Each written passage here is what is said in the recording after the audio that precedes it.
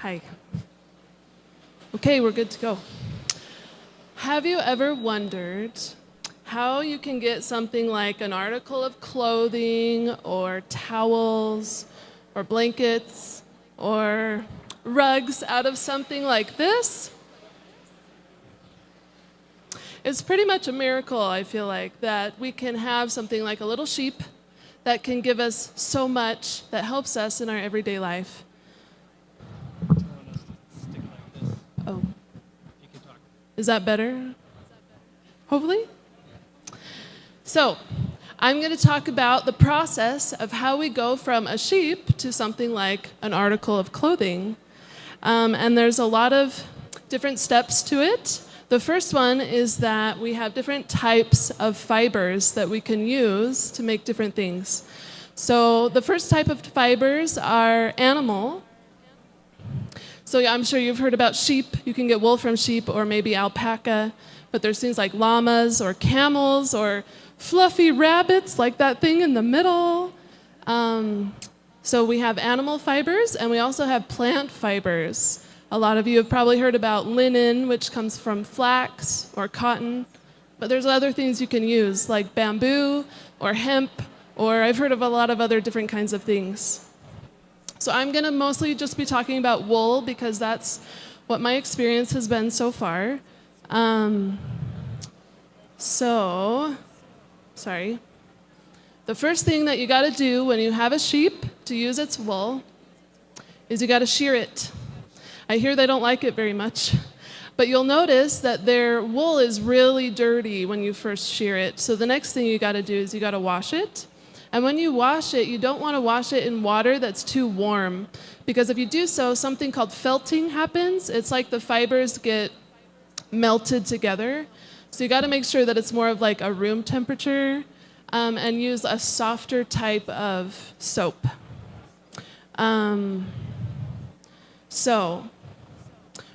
When we have it all washed up and it's been dried, it's ready to be processed. And there's a couple of different ways that you can process wool. The first we'll talk about is combing.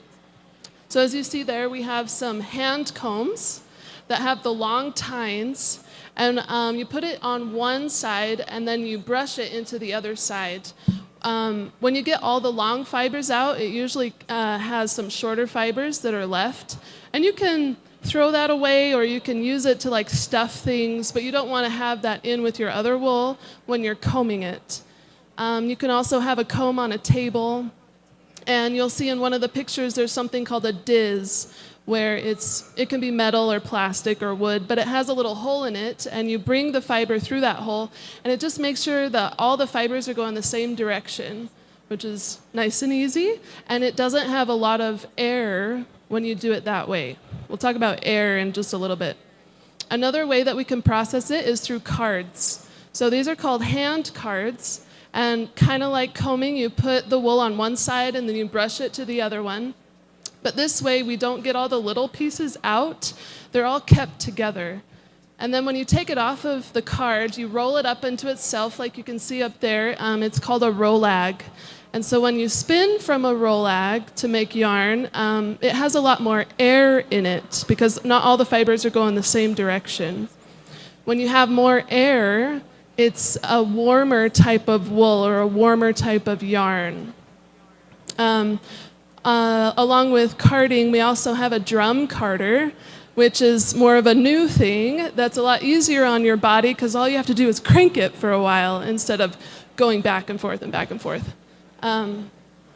So when you take it off of the drum carder, it comes off as what we call a bat. And it's like kind of like batting that you would put in a quilt or something. It's all fluffy and together like that. So the different ways that you can have wool be processed is either as a bat or as rolags, or if you go through a diz, like there's another diz there from the drum carder, then you can put it into a ball, or a lot of times you'll see it come as a braid.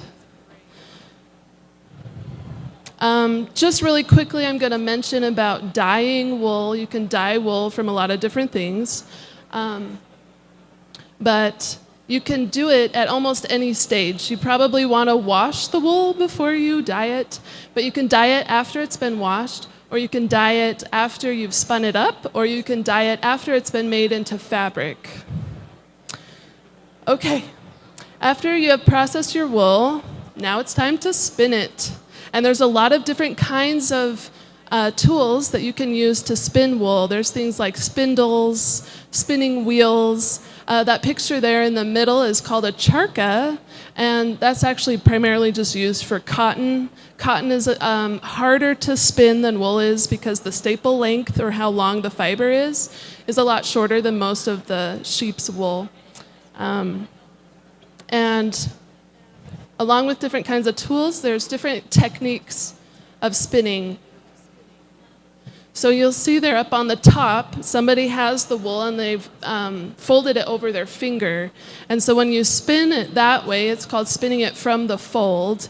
And that's a way to also get some air into your yarn. There's a way, like in the bottom left corner there, where there's a bat that she's holding and she's pulling out just a little bit of fiber at a time. And that causes it to have less air, just a little bit at a time, so it's not moving as much. Or, like on the right side, there's long draw, where you're drawing it out and it's in a long way that creates more air. So just different ways, and you can keep in mind what kind of yarn you want to make for whatever project you're working on. So after we have spun the fiber into yarn, there's several different things that we can do with that yarn. We can knit it, we can crochet it, we can knall-bind it. Has anybody heard of knall-binding? If you're curious, come see me, I can tell you all about it. Another thing we can do is we can make it into fabric by using different kinds of looms. There's a lot of different kinds of looms. There's looms that go on your lap or on a table or on the floor that make a lot of different kinds of fabric. So after we make it into fabric, then oftentimes you have to sew it into whatever it is that you're going to be making. So these are all the different kinds of steps that comes from sheep to making something usable. Now I'm going to talk a little bit about how I made this. This is a poncho that I made myself, but I did not shear a sheep, and I did not wash its wool, but when it came to me, it looked like this. I'm sorry, I was off on my pictures. It looks like this. It already came combed, and it already came dyed. So then I spun it up. Okay. And when you spin yarn and you only have one strand, it's called a singles. And that's the singular word for it, a singles. But it's not very strong. I can break that fairly easily. And so a lot of times what we do to make it stronger is we ply it or we spin it up again with another strand or two or three. And that makes it a lot stronger. So when we spin a singles, a lot of times we spin it in a clockwise direction, and we call that a Z twist. If you think of what a Z looks like, that's the direction that the twist is going. Now, when you only have a singles, it wants to continually unwind on itself. And so when you're making something out of that, it's really annoying that the yarn is wanting to go a specific direction. So when we ply more strands together, we always go the opposite way. We go counterclockwise, or an S twist. And that helps us to get a more balanced yarn, where the one twist wants to go one way and the other twist wants to go the other way, and so it just kind of balances out. So after I spun it up, then I put it on my nitty knotty. That's the thing in the top left-hand corner, that little PVC pipe thing. I put it on there to get it off of my wheel and to make it into a big circle, which is what I want. When it goes around each one of those little pegs, there's like 4 pegs on there, that equals 2 yards. So I count as I go, and then I know how many yards it is that I have.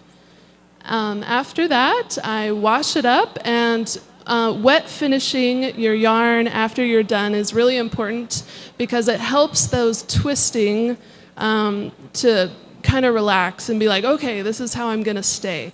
So then it doesn't want to continually untwist on itself. And then after I washed it, I hung it up in my shower to let it dry. That thing on the bottom is a weight. That thing is metal. And so it just helps the yarn to be the way that I wanted it to be. I wanted it to be more drapey and not so fluffy.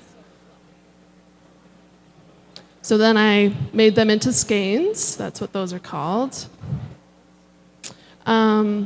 So then I got to work on my loom after I spun up all my yarn. So it's a long process. It's not necessarily hard, but it's just really long. So that warping board, that wood thing with the pegs, that helps me to make sure that I have the right yardage that I want to put on my loom. And then I put it all on my loom, which takes a long time, but it's worth it. And then I wove it up with my own hand-spun yarn. And then I cut it off, and I made it into 2 panels. And then I sewed them up together, and I got this. So, quite a few steps that happen. But like I say, I still feel like it's kind of a miracle that we can get something like this out of something like this. Thank you all so much. Hope you're having a great day.